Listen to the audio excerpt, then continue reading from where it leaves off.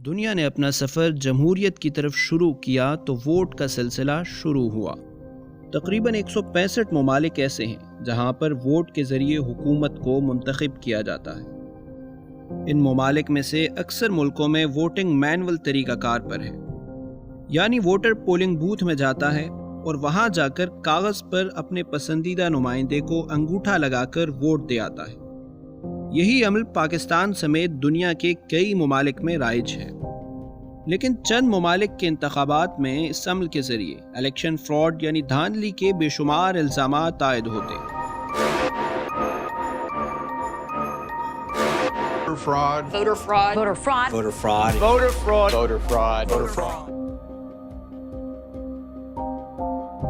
اس مشکل سے نمٹنے کے لیے اور ٹیکنالوجی کے فروغ کے لیے امریکہ نے 1964 میں پہلی دفعہ الیکٹرانک ووٹنگ سسٹم متعارف کرایا۔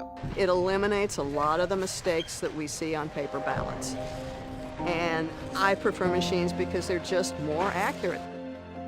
ووٹ کے لیے ایک کیلکولیٹر نما مشین ایجاد کی گئی جس پر ووٹر انگوٹھا لگاتا اور الیکٹرانکلی اس کا ووٹ خود بخود گنا جاتا۔ آپ سمپلی یہ سمجھیے کہ جو کیلکولیٹر ہے اس کو انکارپوریٹ کر دیا گیا ہے بیلٹ باکس کے ساتھ، تو جو ہی ووٹ کاؤنٹ ہوتا ہے پڑتا ہے وہ الیکٹرانکلی کاؤنٹ ہو جاتا ہے۔ اب کیلکولیٹر کوئی ایسی ٹیکنالوجی نہیں ہے جس سے کوئی دنیا میں پاکستان میں یا کہیں پہ لوگ واقف نہ ہوں، یہ تو آپ کو معلوم ہے ایک بہت پرانی ٹیکنالوجی ہے کیلکولیٹر کی۔ سو یہ بنیادی طور کے اوپر الیکٹرانک ووٹنگ مشین صرف آپ سمجھیے کہ اس کو یہی ہے کہ اس میں کیلکولیٹر کو اور باکس کو اکٹھا کر دیا گیا۔ یو ایس نے اپنی ایجاد کردہ اس مشین کے مختلف لیبارٹریز میں ٹیسٹ کیے اور یہ دعویٰ کیا اس مشین کو کوئی ہیک کر سکتا ہے نہ اس کا ڈیٹا تبدیل کیا جا سکتا ہے۔ یہ مشینز انٹرنیٹ سے کنیکٹ ہیں، نہ ان پر ووٹنگ کے علاوہ کوئی اور کام ہو سکتا ہے۔ یو ایس نے یہ دعویٰ بھی کیا کہ الیکٹرانک ووٹنگ سسٹم کے ذریعے انتخابات شفاف ہوں گے، انسانی محنت میں کمی آئے گی، ووٹ کی سیکیورٹی میں اضافہ ہوگا اور الیکشن فراڈ بالکل ختم ہو جائے گا۔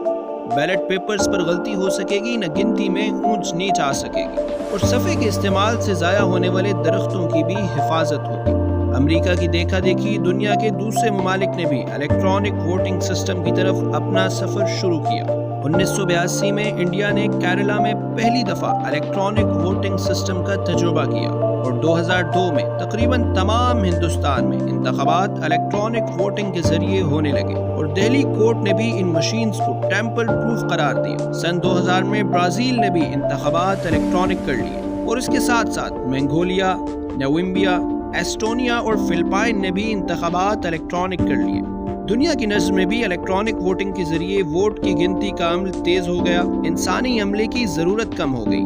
دکھنے میں بھی یہ ایک سیدھا سادہ اور شفاف انتخابات کا نظام ہے جو ووٹر کے ووٹ کی حفاظت بھی کرتا ہے اور اس کے ووٹ کو سیکیور بھی رکھتا ہے۔ It does not have internet capability. It is not Wi-Fi compatible. It is never hooked up to any network or any internet. They are standalone machines. لیکن الیکٹرانک ووٹنگ کے عمل درآمد کی کچھ ہی عرصے بعد یو ایس کے 30 ریسرچرز کی ایک ٹیم نے بتایا کہ یو ایس کی الیکٹرانک مشینز تو انٹرنیٹ سے کنیکٹ ہیں اور جو مشین انٹرنیٹ سے کنیکٹ ہو اس کا ڈیٹا تو آسانی سے تبدیل کیا جا سکتا ہے۔ یو ایس کے ایک دوسرے لیب نے ایک ایسا آلہ تیار کیا جس کے ذریعے کوئی بھی شخص کہیں بھی بیٹھ کر اس مشین کو ہیک کر سکتا ہے اور ووٹ کے نمبروں کو تبدیل کیا جا سکتا ہے۔ یو ایس کے ایک نوجوان نے کہیں سے الیکٹرانک ووٹنگ مشین کو حاصل کیا اور اس پر گیم پلے کر دکھائی اور ٹویٹر پر تصویر اپلوڈ کر کے لکھا، اس مشین پر گیم کھیلتے وقت میں خوب لطف اندوز ہوتا ہوں۔ فلوریڈا ریاست کے اندر جو ہے الگور اور بش جو ہے ان کے درمیان بڑا کانٹے دار مقابلہ تھا، اور وہاں پہ آ کے انہی مشینز کی وجہ سے وہ الیکشن جو ہے وہ ایک تو اس کا رزلٹ ڈیلے ہوا اور دوسرا بہت بڑا تنازع کھڑا ہو گیا، اور جس کی وجہ سے جو ڈیموکریٹس پارٹی ہے وہ ہار گئی اور وہ یہ سمجھتے رہے کہ مشین کی وجہ سے گڑبڑ کی گئی۔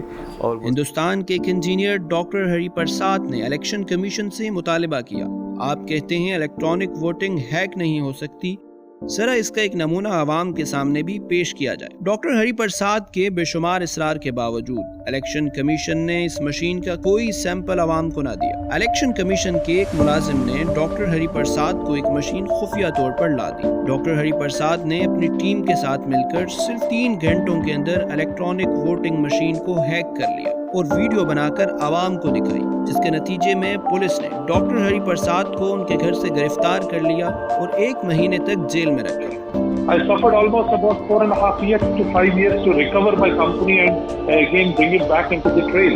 In fact, I stepped out of technology and went into real estate to survive. Not everybody will dare to do so, right? Not everybody will dare to do so because of that incident. The police started coming to our office and start questioning all my engineers, saying that what they touched in the machine, what they try to meddle with the machine. This kind of things will scare the software engineers and they will run away.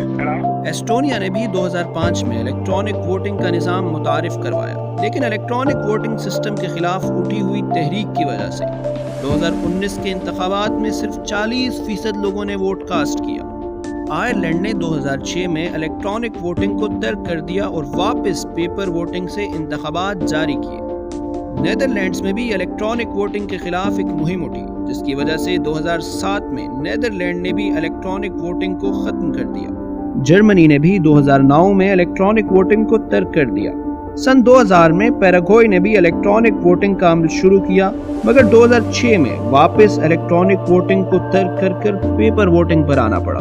دنیا کے کچھ ممالک electronic voting میں کامیاب بھی رہے، جن میں برازیل، کینیڈا کی کچھ ریاستیں اور US کی کچھ ریاستیں شامل ہیں۔ لیکن دوسری طرف کچھ ممالک نے تمام تر ٹیکنالوجی اور سہولیات ہونے کے باوجود الیکٹرانک ووٹنگ کا نظام عمل میں نہ لایا، جن میں Japan, Norway, New Zealand, Denmark اور دنیا کے اکثر جمہوری ممالک شامل ہیں۔ پاکستان کی انتخابی تاریخ بھی دھاندلی اور الیکشن فراڈ کے الزامات سے بھری پڑی ہے۔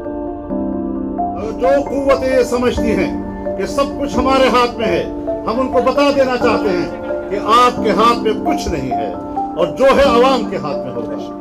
دھاندلی سے نجات کے لیے حکومت پاکستان نے 2018 میں پہلی دفعہ الیکٹرانک ووٹنگ مشین متعارف کرائی اور 16 نومبر 2021 کو حکومت پاکستان نے الیکشن سسٹم الیکٹرانک کرنے کی منظوری دے دی۔ پہلی بات یہ ہے کہ اگر آپ یہ سمجھ کے ٹیکنالوجی یوز نہ کریں کہ چونکہ باقی کسی ملک میں ناکام ہو گئی ہے تو ہمیں بھی نہیں کرنی چاہیے، تو آئی تھنک ہمیں اس کو بہتر بنانے کے اوپر ایمفیسس کرنا چاہیے، نہ کہ یہ کہ ہم اس طرف کبھی جائیں گے نہیں ٹیکنالوجی۔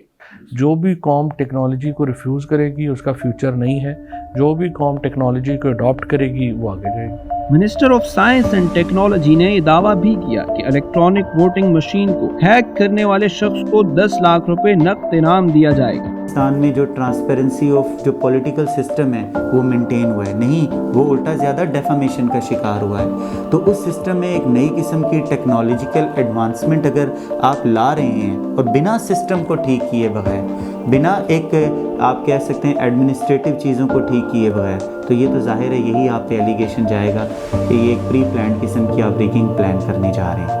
مستقبل میں پاکستان کے انتخابات یہ بتائیں گے کہ پاکستان میں الیکٹرانک ووٹنگ سسٹم کس حد تک کامیاب ہے۔